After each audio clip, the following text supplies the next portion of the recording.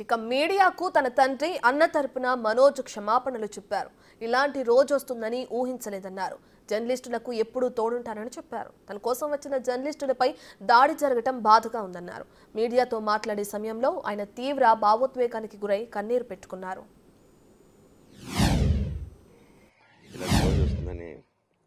ఊహించలేదండి. నిజంగా మీడియా మిత్రులకి, ముఖ్యంగా ఇద్దరు అన్నలకి నా క్షమాపణలు. మా నాన్న తరపున, మా అన్న తరపున నేను సారీ అడుగుతున్నాను. నేను నీ తమ్ముడు అనుకోండి, మీ వాడిని అనుకోండి, మీకు నీ తోడుంటాను. మీకు ఏదున్నా నాకు ఫోన్ చేసేదండి. నేను ఎప్పుడు ఒక్క కాల్ దూరంలోనే ఉంటాను. I will always be there to support you and your family. And I'm sorry. నా కోసం సపోర్ట్ చేసేదానికి వచ్చి మీకు ఇలా జరగడం నాకు చాలా బాధగా ఉంది. నా భార్య పేరు లాగుతున్నారు, 7 నెలల కూతురు పేరు లాగుతున్నారు. నేనేం అడగలేదు, సొంత కాళ్ళ మీద పనిచేస్తున్నాను. మా ఆవిడ కూడా వాళ్ళ ఇంటి వైపు ఏ డబ్బు తీసుకురాలేదు, వాళ్ళ ఇంట్లోనూ డబ్బు అడగలేదు, నేను అడగలేదు, ఆస్తి అడగలేదు. మా ఆవిడ 7 నెలలు గర్భవతిగా ఉన్నప్పుడు తనకి 7 నెలలు ఉన్నప్పుడు మా అంకుల్ వాళ్ళు ప్రతి ఒక్కరు 7 నెలలు కాదు 7 నెలలు తను ప్రెగ్నెంట్గా ఉన్నప్పుడు మా అంకులు విజయవాడలో ఉంటారు. అండ్ ఇక్కడ కొంతమంది అంకుళ్ళు, నాన్నగారు బాగా క్లోజు. మనోజ్, నువ్వు ఎన్నో సంవత్సరాలు ఇంటి బయటగా ఉన్నావు, నీ సొంతంగా ఉన్నావు. మీ నాన్నగారు అమ్మగారు ఒకరే ఉన్నారు, మీ అన్నయ్య ఏమో దుబాయ్కి షిఫ్ట్ అయిపోయాడు ఫ్యామిలీతో.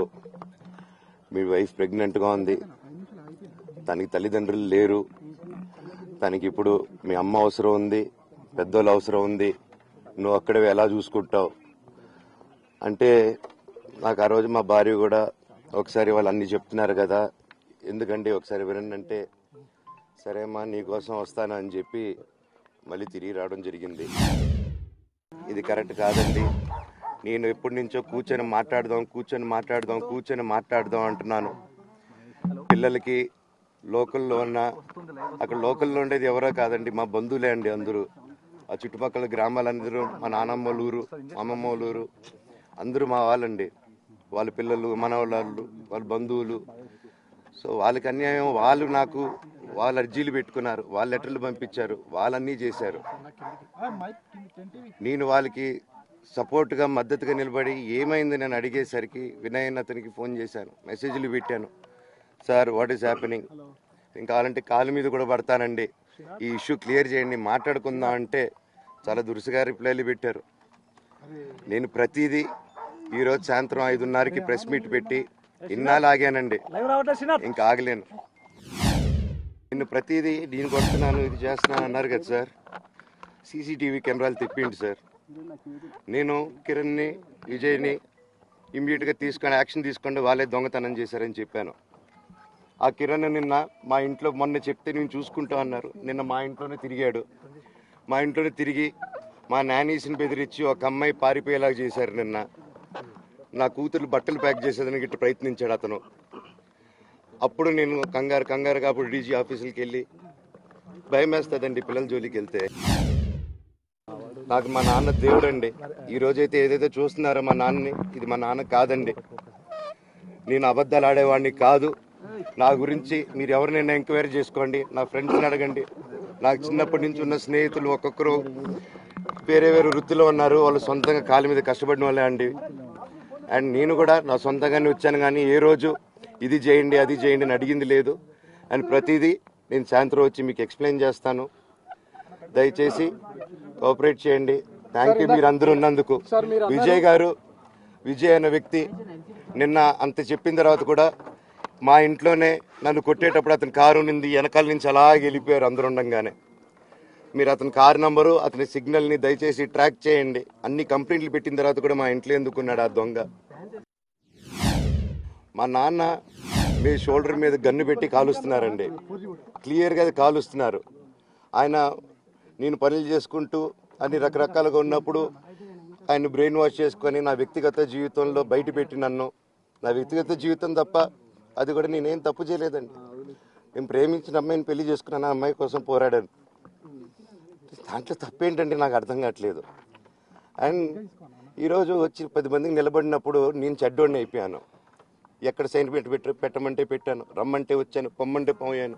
ఎన్ని సినిమాలు చేయమంటే అన్ని సినిమాలు చేశాను. అన్న కంపెనీల్లో పనిచేశాను, సాంగులు చేశాను, వాళ్ళకి రికార్డింగ్లు చేశాను, ఫైట్ డైరెక్షన్లు చేశాను. ఎంతో గొడ్డులా కష్టపడాను, మనసు పూర్తిగా సంతోషంగా చేశాను. నాకు 1 రూపాయి అడిగింది లేదు, ఆశించలేదు. నేను దానికోసం నాకు కావాలి, నేను పనిచేసిన దానికి కూడా నేను అడగట్లేదు. ఒకటే అడుగుతున్నాను, మీకు నిజం తెలియాలి. అందుకోసమే ఏంట్రా వీడు అన్నీ బయట పెడుతున్నాడు అనుకోవచ్చు, కానీ ఈరోజు నాకు భార్య పిల్లలు ఉన్నారండి. ఈరోజు నేను నిలబడకపోతే రేపు నా కొడుకు పెద్దోడైన తర్వాత, కూతురు నేను పెద్ద అయిన తర్వాత వాళ్ళకి నేను సమాధానం చెప్పుకోలేను. నేను దొంగతనం చేసి వేరే వాళ్ళు కడుపులు కొట్టి నా పిల్లల మొహం నేను చూడలేను, ఆ కూడు నా పిల్లలకి పెట్టలేను. మా నాన్న నన్ను అలా పెంచలేదు, మా అమ్మ నన్ను అలా పెంచలేదు. మధ్యలో మా అమ్మ నలిగిపోతుంది. మా అమ్మని హాస్పిటల్లో అడ్మిట్ అయ్యారని చెప్పి నేను అబద్ధాలు ఆడారు. హాస్పిటల్కి వెళ్ళి చెక్ చేయించుకుంది అమ్మ. నువ్వు వెళ్ళిపో ఇంట్లో నుంచి, నువ్వు వెళ్ళిపోతే వీడిని చూసుకుంటావు మేమంటే, మేము మంచిగా మాట్లాడి పంపిస్తాం అంటే నమ్మి ఆవిడ 3 రోజుల నుంచి దడదడగా ఉంటే వెళ్ళింది వెళ్ళమ్మ అంటే.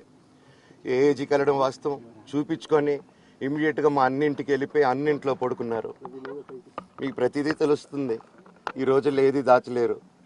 మరి ఇంత క్యారెక్టర్ అసాసినేషను నేను చేయని దానికి చేశారు అని, నా భార్య వచ్చిన తర్వాత నేను చెడ్డోడినయ్యానని, అదే వాళ్ళ తల్లిదండ్రులు ఉండుంటే గమ్మునుంటారా అండి?